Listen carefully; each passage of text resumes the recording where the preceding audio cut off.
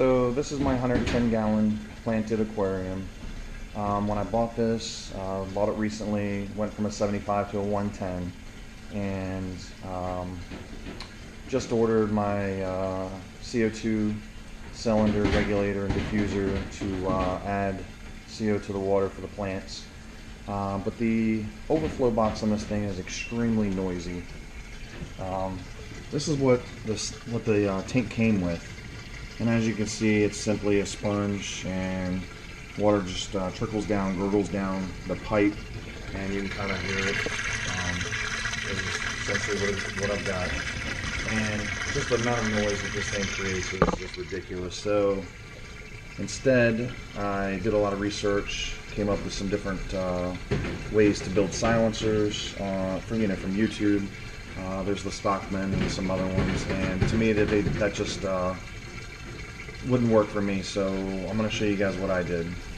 Alright guys, so I did a lot of research looking around on YouTube for different types of silencers for the overflow box to get rid of the gurgling and the noise that it makes, the surging, gurgling, and so on.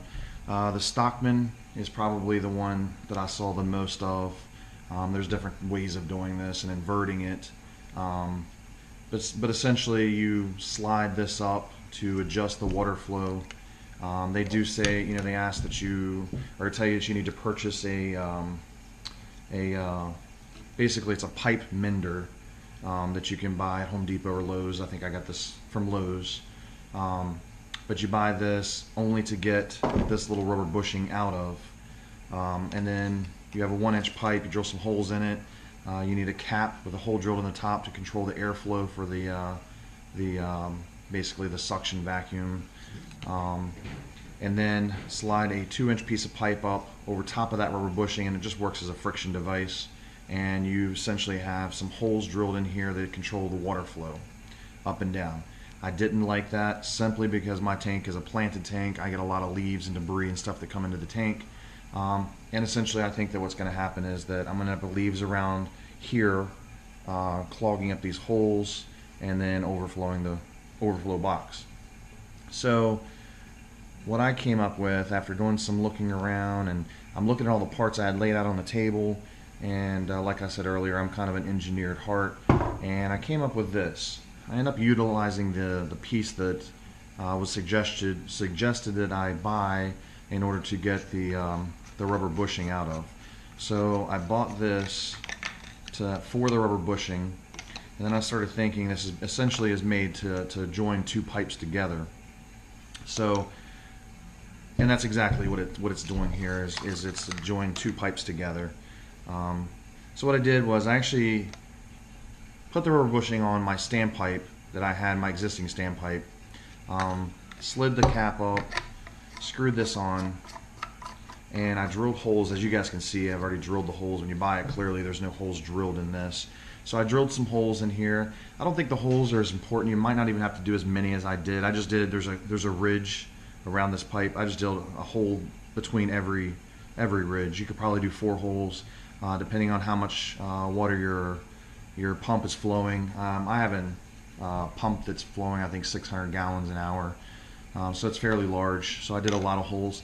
But essentially what this is going to do is going to allow you to adjust how much water is flowing through the holes.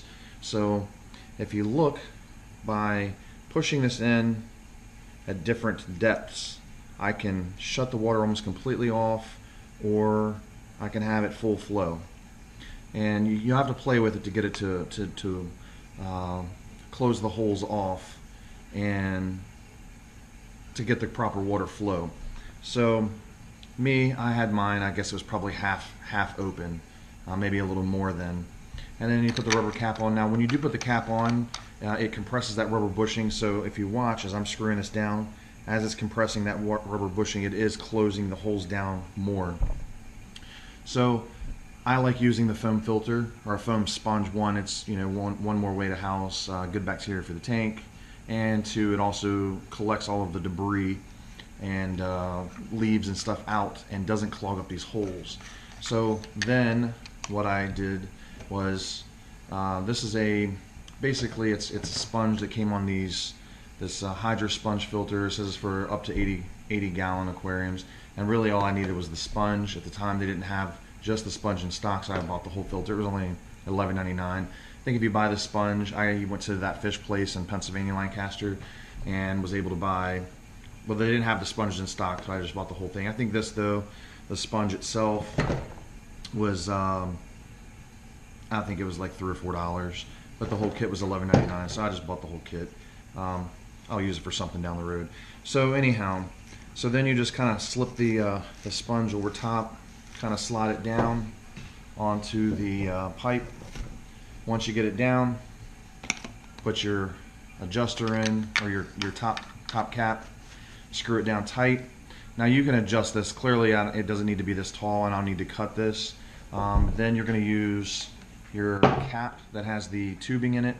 And what I did was, this is just an air fitting that I got off of a power head that I had, but you can also use just any of the valves, the air bubbler valves that you buy at the local pet store, fish store, and then just a short piece of tubing. Attach this to the top, and there you have it. And this thing works great. It silences it down. Debris collects around the sponge. I can simply take this apart. I never have to remove the main part of the standpipe. The main part of the standpipe can stay in the tank. All I ever have to do is loosen this cap and pull the whole thing off, and then pull the sponge off, which is a little tight, but over time I think it'll loosen up. So pull the sponge off, and then there you have it. So you can clean the sponge off, rinse it off, but as far as your cap goes, you never should have to touch this again unless you change the flow here. So by tightening this, you're cutting off the air that's going to it, and it creates more vacuum, and then you'll end up sucking more water in. So once you get it in the tank, you can basically essentially use this to fine tune your water flow. So you want your water level to be up, somewhere in this area to keep it from slurping and sucking extra in. And then also I have this design too, where that if your water level, say the sponge gets clogged and your water level starts to fill up, eventually it's going to cover the top of this. Once the water gets above this cap, it shuts off all of the air, and then you create more vacuum, which in turn is going to lower the water level. So it should never really get above this. But that's what I did. It worked great. So this is after installing the silencer that I just showed you in the previously to this, and you can see that there is little to no noise other than the trickling of the water, which that's normal, and I'm perfectly fine with that. It's just the gurgling, slurping, just the water gushing down the pipe that I just can't tolerate. So overall, very happy with this design that I came up with, and hopefully somebody out there can also use this and still be able to utilize a sponge filter around the silencer to collect debris, leaves, and so on that do get into the overflow. So I hope you liked the video, and if you have any questions, feel free to comment, and I will answer as soon as I can. Thank you.